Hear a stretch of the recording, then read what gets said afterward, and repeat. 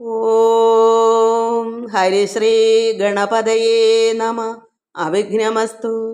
ഓം നമോ ഭഗവതേ വാസുദേവായ.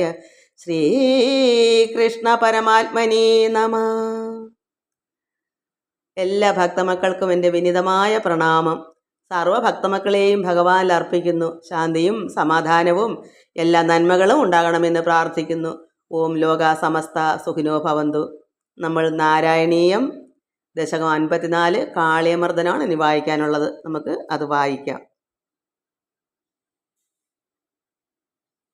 ദശകം 54 കാളിയമർദ്ദനം, ശ്ലോകം 1.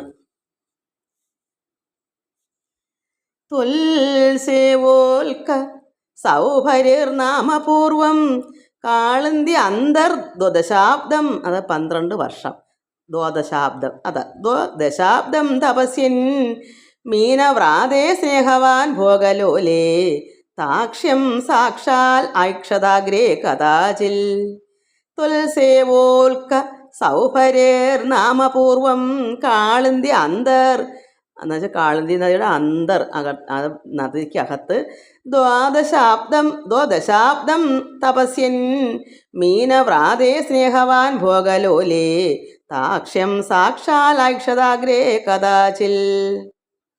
ഇവിടെ പണ്ടൊരിക്കൽ സൗരഭി എന്നു പേരുള്ള ഒരു മഹർഷി ഭഗവത് സേവാതൽപരനായി കാളന്തി ജലത്തിൽ 12 വർഷം തപസ് ചെയ്തു. തപസ് ചെയ്തിരിക്കെ ചുറ്റുമുള്ള മത്സ്യങ്ങളോട് അദ്ദേഹത്തിന് മമത തോന്നാനിടയായി. കൂട്ടിന് മത്സ്യങ്ങളെ, അവിടെ വെള്ളത്തിലാണല്ലോ തപസ് ചെയ്യുന്നത്, അപ്പോൾ അവിടെ പിന്നെ മത്സ്യങ്ങളല്ലേ ഉള്ളൂ. അപ്പോൾ അത് കണ്ടുകൊണ്ടിരുന്നപ്പോൾ തപസ് ചെയ്യുന്നിടയ്ക്ക് ഈ മത്സ്യങ്ങളൊക്കെ അവിടെ വന്നപ്പോൾ സന്തോഷം തോന്നി, ഇഷ്ടം തോന്നി, അതിനോടൊരു മമത തോന്നി. അതായത് അദ്ദേഹത്തിനുള്ളതുപോലെ തോന്നി. അതാണ് ഇഷ്ടം തോന്നുന്നത്, മമത. ഒരിക്കൽ അദ്ദേഹം ഗരുഡനെ മുമ്പിൽ കൂടി പറന്നു പോകുന്നതായി കാണാനിടയായി. അപ്പോൾ ആ സൗരഭി എന്നുള്ള മഹർഷി ഭഗവത് സേവാതൽപരനായി ഭഗവാനോട് അത്രമാത്രം ഭഗവാനെ സേവിക്കുകയാണ് ചെയ്യുന്നത്. അത്ര സന്തോഷത്തോടാണ്, ഭഗവാനോട് ഇഷ്ടമാണ്. അങ്ങനെ അദ്ദേഹം എന്ത് ചെയ്തു? കാളന്തി ജലത്തിൽ 12 വർഷം തപസ് ചെയ്തു. തപസ് ചെയ്തിരിക്കെ ചുറ്റുമുള്ള മത്സ്യങ്ങളോട് അദ്ദേഹത്തിന് മമത തോന്നാനിടയായി. ഒരിക്കൽ അദ്ദേഹം ഗരുഡനെ മുമ്പിൽ കൂടി പറന്നു പോകുന്നതായി കണ്ടു. നാട്ടിലും കാട്ടിലും ഒന്നും സ്ഥാനം കാണാതെ മഹർഷി ജലത്തിനുള്ളിൽ, അത് ജലത്തിനടിയിലാണ്, ഉള്ളിൽ തപസ് ചെയ്യാൻ എത്തിയത് എന്താ? മനസ്സ് ചലിച്ചു പോകാൻ ഇടയുണ്ടെന്ന് കരുതിയാണ്. വനത്തിലായാലും മൃഗങ്ങളൊക്കെ കാണും, അങ്ങനെയൊക്കെ മനസ്സ് ചഞ്ചലിക്കും. വീട്ടിലും പറ്റത്തില്ല. വനത്തിൽ പോയാലും അവിടെയും പറ്റാത്തതുകൊണ്ട് ഇദ്ദേഹം എന്ത് ചെയ്തു? ആരുടെയും ശല്യമല്ല, വെള്ളത്തിനടിയിലാകുമ്പോൾ അങ്ങനെ വെള്ളത്തിനടിയിലിരുന്ന് അങ്ങനെ തപസ് ചെയ്തു. അപ്പോഴെന്താ, അവിടെ മത്സ്യങ്ങളുമുണ്ട്. അതും ഒരു ചലനം തന്നെയാണ്. എന്നാലും അതിനോട് മമത തോന്നി, ഇദ്ദേഹത്തിന് ഇഷ്ടം തോന്നി. അതാണ് ഈ ശ്ലോകത്തിൽ പറയുന്നത്. ശ്ലോകം 2. തുദ്വാഹം തം സക്ഷുധം തൃക്ഷസൂനം മീനം കഞ്ചിൽ ജക്ഷതം ലക്ഷയൻ സാ തപ്തച്ചിത്തേ ശപ്തവാൻ അത്ര ചേൽത്വം ജന്തൂൻ ഭോക്താ ജീവിതം ചാപി മോക്താ. തുദ്വാഹം തം സക്ഷുധം തൃക്ഷസൂനം മീനം കഞ്ചിൽ ജക്ഷതം ലക്ഷയൻ സാ തപ്തച്ചിത്തേ ശപ്തവാൻ അത്ര ചേൽത്വം ജന്തൂൻ ഭോക്താ ജീവിതം ചാപി മോക്താ. ഒരു ദിവസം ഭഗവാന്റെ വാഹനമായ ഗരുഡൻ, ഭഗവാൻ മഹാവിഷ്ണു നാരായണൻ്റെ വാഹനമാണല്ലോ ഗരുഡൻ. ഗരുഡൻ ദാഹിച്ച് വിശന്ന് ഒരു മത്സ്യത്തെ പിടിച്ച് തിന്ന് അത് കണ്ട മഹർഷി ഉള്ളുകൊണ്ട് സന്തപിച്ചു. കാരണം വിഷമമായി. മമതയുള്ള ആളാണ്, മത്സ്യങ്ങളോട് ഇഷ്ടം തോന്നി. വെള്ളത്തിൽ കിടക്കുന്ന ആർക്കും ഒരു ശല്യം ചെയ്യാതെ കിടക്കുന്ന മത്സ്യങ്ങളല്ലേ, അതിനെ ഇങ്ങനെ വിശപ്പും ദാഹവും കൊണ്ടാണ് ഗരുഡനും ഭക്ഷിക്കണ്ടേ. ഇതൊക്കെയാണ് ഭൂമിയിൽ ഈശ്വരൻ പറഞ്ഞേക്കുന്നത്, ഇന്നാർക്ക് ഇന്നത് കഴിക്കണമെന്നൊക്കെ. അപ്പോൾ പക്ഷേ ഇദ്ദേഹത്തിന് വിഷമമുണ്ടായി, സന്ധ്യപിച്ചു, ഉള്ളുകൊണ്ട് വിഷമിച്ചു. അങ്ങനെ അദ്ദേഹം എന്ത് ചെയ്തു? ഈ മഹർഷി ഗരുഡൻ ഇങ്ങനെ ദാഹിച്ച് വിശന്ന് വന്നതൊന്നും മഹർഷിക്ക് തോന്നത്തില്ല. പക്ഷേ നമുക്കെല്ലാവർക്കും അങ്ങനെയാണ്. അവനവൻ്റെ വിശപ്പ് അവനവനെ അറിയത്തുള്ളൂ. വിശപ്പൊന്ന് അപ്പോൾ ആഹാരം കഴിക്കണം, ദാഹിച്ച വെള്ളം കുടിക്കണം. പക്ഷേ ഇവിടെയും ഗരുഡൻ തെറ്റൊന്നും ചെയ്തില്ല, അതേ ചെയ്തുള്ളൂ. പക്ഷേ മഹർഷിക്ക് ആരെയും ദ്രോഹിക്കുന്ന ഇഷ്ടമല്ലല്ലോ. വിശപ്പും ദാഹവും സഹിച്ചാണല്ലോ അദ്ദേഹം അവിടെ ഇരിക്കുന്നത്. അപ്പോൾ അദ്ദേഹത്തിന് അങ്ങ് വിഷമം തോന്നി ഈ മത്സ്യത്തിനെ ഗരുഡൻ പിടിച്ച് കഴിച്ചപ്പോൾ. അപ്പോൾ എന്ത് വന്നു? വിഷമിച്ചപ്പോൾ ഇനി നീ ഇവിടെ വന്ന് മത്സ്യത്തെ പിടിച്ച് തിന്നുന്നതായാൽ, അങ്ങനെ ഗരുഡനോടൊരു വാക്ക് പറയുക, നീ ഇനി ഇവിടെ വന്ന് മത്സ്യത്തെ പിടിച്ച് തിന്നുന്നതായാൽ നിന്റെ ജീവൻ നഷ്ടപ്പെടുമെന്നങ്ങ് ശപിച്ചു ഈ മഹർഷി. ഇവിടെ വന്ന് പിടിക്കാതിരുന്നാൽ മതി, വേറെവിടേക്കിലൊക്കെ പോയി പിടിച്ചോളാം. പക്ഷെ ഇദ്ദേഹം കാണുന്നത് ഇഷ്ടമല്ല. അത് നമുക്കായാലും അങ്ങനെയാണ്. മൃഗങ്ങളെ കൊല്ലുന്നതോ വേദനിപ്പിക്കുന്നതോ ഒന്നും നമുക്കും ഇഷ്ടമല്ല. എത്ര വിശന്നെന്ന് പറഞ്ഞാലും സിംഹത്തിന് മറ്റൊന്നും ഇല്ല. നമുക്കായാലും അങ്ങനെ തോന്നും, അയ്യോ സിംഹത്തിന് വിശപ്പുണ്ടെന്ന് നമ്മൾ കരുതുന്നില്ല. പക്ഷേ മാനിൻ്റെ പുറകേ പോയി അതിനെ ഓടിച്ചിട്ട് പിടിച്ച് കൊല്ലുമ്പോൾ എത്രമാത്രം വേദനയാണ് നമുക്കുണ്ടാകുന്നത്. ആ മാൻ അനുഭവിക്കുന്നതിനേക്കാളും വേദന നമുക്കുണ്ടാകുന്നു. അതെന്താ കാരണം? ജീവജാലങ്ങളെ ഒന്നും ഉപദ്രവിക്കുന്നത് നമുക്ക് ഇഷ്ടമല്ല. എന്നാൽ അവിടെ സിംഹത്തിന് പറഞ്ഞേക്കുന്നത് ആഹാരം അതാണ്. നമുക്കും വിശന്നാൽ എന്തും പിടിച്ച് തിന്നാൻ നമുക്കും തോന്നും. വിശപ്പ് വരുമ്പോഴേ അതറിയൂ. അതുകൊണ്ട് ഇതെല്ലാം നമ്മൾ കരുതേണ്ടത് എന്താ? എല്ലാം ഭഗവാന്റെ ഇച്ഛ. അപ്പോൾ നമുക്ക് വിഷമം ഉണ്ടാകത്തില്ല. നമ്മളത് ഈശ്വരൻ്റെ നിശ്ചയമാണെന്ന് കണ്ട്, ഈശ്വരനേക്കാളും നമ്മളൊന്നും ആളല്ലല്ലോ. അപ്പോൾ ഇതെല്ലാം സഹനങ്ങൾ സഹിക്കുകയും നമ്മളിതൊക്കെ കണ്ട് ഭഗവാനെ, കാരണം നമുക്കത് പാടില്ല, മനുഷ്യർക്ക് ഇതൊന്നും പാടില്ല, അതിനെ കൊല്ലാനോ തിന്നാനോ.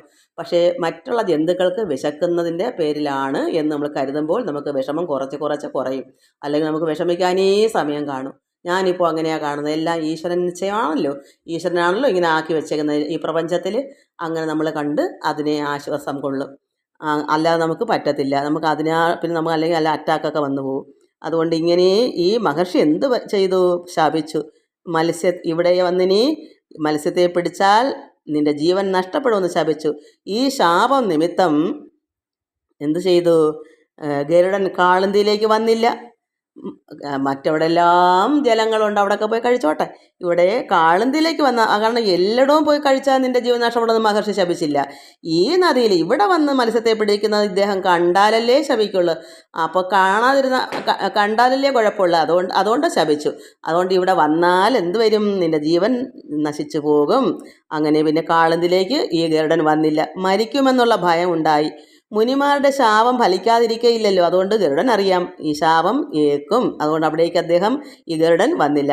അപ്പോൾ മുതൽ ഗരുഡനെ ഭയന്നിരുന്ന കാളിയൻ എന്ത് ചെയ്ത്?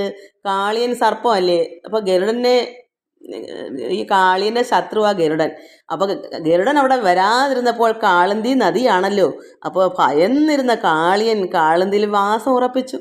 അപ്പം ഗരുഡൻ വരാതിരുന്ന പിന്നെ അതുകൊണ്ടാണ് കാളന്തിയിൽ കാളിയൻ തന്നെ അവിടെ വാസം ഉറപ്പിച്ചാൽ ഗരുഡനെ പേടിച്ച് എങ്ങോട്ടെങ്കിലൊക്കെ മാറി തിരിഞ്ഞൊക്കെ പോകും. ഇവിടെ കാളന്തി നദിയിൽ തന്നെ കാളിയൻ അവിടെ തന്നെ വാസം ഉറപ്പിച്ചു. കാരണം എന്താ?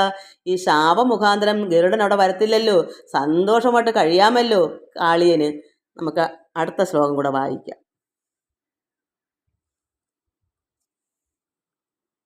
ശ്ലോകം 3.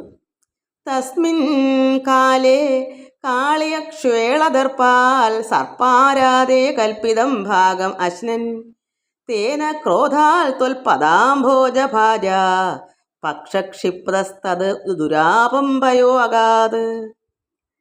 തസ്മിൻ കാലേ കാളിയക്ഷേളദർപ്പാൽ സർപ്പാരാധേ കൽപ്പിതം ഭാഗം അശ്നൻ തേന ക്രോധാൽ ത്വൽപദാംഭോജഭാജ പക്ഷക്ഷിപ്ത തത് ദുരാപംഭയോ അകാൽ. ഇവിടെ തൻ്റെ ശത്രുവായ ഗരുഡൻ എത്താത്ത കാളന്തിയിലെ കാളിയന് ഗരുഡൻ ശത്രുവാണ്. അതുകൊണ്ട് ഈ ശത്രുവായ ഗരുഡൻ എത്താത്ത ഈ കാളന്തി നദിയിൽ കാളിയൻ ഭയം കൂടാതെ സുഖിച്ചു കഴിഞ്ഞു വന്നു. കാളിയൻ്റെ വാസം മൂലം കാളന്തിയിലെ ജലം പ്രാണികുലത്തിന് ദോഷം ചെയ്യുന്നതായി തീർന്നു. കാരണം കാളിയൻ്റെ വിഷം കൂടെ ജലത്തിലൊക്കെ ആവുമല്ലേ, ആ ശ്വാസത്തിൽ പോലും വിഷമുണ്ട്. അതുകൊണ്ട് കാളിയൻ്റെ വാസം ഇങ്ങനെ ഉറപ്പിച്ചപ്പോൾ കാളന്തി ജലം പ്രാണികുലത്തിന്, അവിടെ മത്സ്യത്തിനായാലും മറ്റ് ജന്തുക്കളൊന്ന് വെള്ളം കുടിച്ചാലും അങ്ങനെ എല്ലാ ജീവജാലങ്ങൾക്കെല്ലാം ദോഷം ചെയ്യുന്നതായി തീർന്നു. കാളിയൻ്റെ വിഷം ഏശുകയാൽ ജലം വിഷലിപ്തമായി, അതായത് ഉപയോഗശൂന്യമായി. അപ്പോഴാണ് എന്ത് വന്നോടെ? ഭഗവാൻ കൃഷ്ണൻ, ഉണ്ണികൃഷ്ണൻ്റെ കാരുണ്യം അങ്ങോട്ട് ഒഴുകിയെത്തിയത്. ഭഗവാൻ അവിടെ കാളന്തി നദിയിലേക്ക് പോയി. അതാണ് അവിടെ ഈ പശുക്കളെയൊക്കെ മേച്ച് കാളന്തിയിലാണല്ലോ പോയി വെള്ളമൊക്കെ കുടിക്കുക. അങ്ങനെ ഭഗവാൻ ഇങ്ങനെ വളർന്ന് വരികയും കുട്ടിയല്ലേ, അങ്ങനെ ഓരോ ഭാഗങ്ങളും കണ്ടുപിടിക്കുമ്പോൾ അങ്ങോട്ടങ്ങോട്ട് വിട്ടുപിടിക്കും. അങ്ങനെ ഭഗവാൻ ഈ കാളന്തി നദിയിൽ ചെല്ലാനിടയാകുന്നത്. അപ്പോൾ നമുക്ക് അടുത്ത ശ്ലോകത്തിൽ വായിക്കാം ബാക്കി. എല്ലാവർക്കും നമസ്കാരം. സർവത്ര ഗോവിന്ദ നാമ സങ്കീർത്തനം, ഗോവിന്ദ ഗോവിന്ദ.